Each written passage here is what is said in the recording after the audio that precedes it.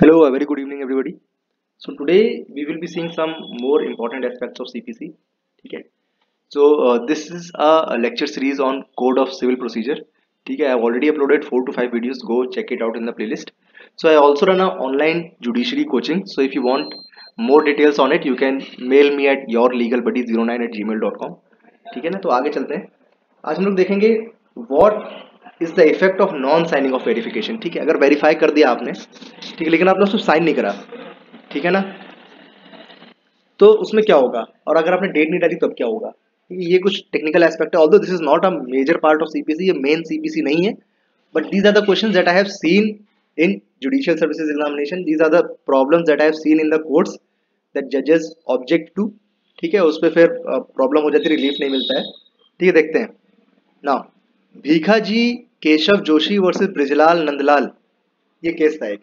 ठीक है, इसमें it was held that verification can be done by a party itself or by any person duly authorized and court believes him to be acquainted with the facts. Now इससे ये समझ में आता है कि it should be either done by a party or someone who is fully acquainted with the facts, and whosoever is fully acquainted with the facts, the court should believe this fact that this particular person is fully acquainted with the fact. ठीक है ना, court को खुद यकीन होना चाहिए कि भाई हाँ ये फैक्ट इसको पता है.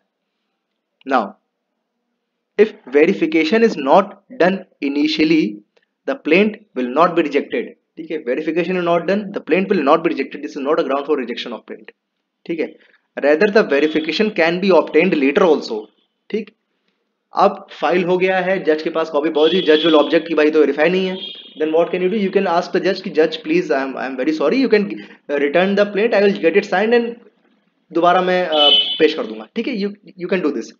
It can be obtained even after the expiry of prescribed period. Limitation period के बाहर भी अगर आपका क्लेम चला गया है, then what you can do is you can also उसके बाद भी आप वेरिफिकेशन ले सकते हो. ठीक है, this is very important. Case कौन सा था, भीखाजी केशव जोशी वर्सेस ब्रिजलाल नंदलाल. ठीक है, now another question is if verification अगर हो गया है, then why do we need affidavit. ठीक है, एक ये क्वेश्चन था. तो Salem advocates bar association Tamil Nadu का बार एसोसिएशन था, सालेम एक जगह है, वर्सेस यूनियन ऑफ इंडिया, इसमें कहा गया था held that requirement of affidavit along with verification can't be termed as unnecessary or illegal. ठीक है, अब अगर आप वेरीफाई भी कर रहे हो और एफिडेविट भी लगा रहे हो, तो whosoever is saying that ये इलीगल है तो वो गलत कह रहा है. ठीक, the purpose is to prevent unnecessary, frivolous and false pleadings, and additional responsibility is required to be put upon the deponent. मतलब whosoever is जो एफिडेविट दे रहा है, ठीक, upon the deponent with respect to the truth of the matter stated in the pleading. कुछ नहीं, वो बस एक एफिडेविट जो दे रहा है उसको प्रेशर बनाने के लिए कि भाई आपने यहाँ भी साइन करा है, एफिडेविट भी दिया है, एफिडेविट पे अगर आप झूठ बोलेंगे तो वो एक क्राइम है. तो ऐसा प्रेशर बनाने के लिए होता है बस. Now there are two cases in which affidavit is not an evidence. ठीक है, section 1 of Indian evidence act से सो. ठीक है, दो केसेस में. पहला है ऑर्डर 19 सीपीसी और उसका रूल 1 कहता है कि कोर्ट का डिस्क्रिप्शन है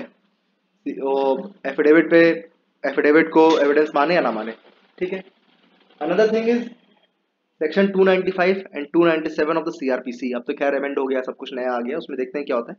295 297 सीआरपीसी में कहता है कि एफिडेविट इज नॉट एविडेंस. ठीक है, अब ये ऑर्डर 19 रूल 1 के बारे में जो हम लोगों ने बात करी थी कि कोर्ट का डिस्क्रिप्शन है एफिडेविट को प्रूफ मानना है कि नहीं, तो उससे एक लैंडमार्क केस है सुधा देवी वर्सेस एमपी नारायणन. कहा गया affidavit is not a piece of evidence because of section 1 of Indian evidence act. It means that fact can't be proved only on the basis of affidavit, rather the party will have to prove the facts on the basis of oral or documentary evidences.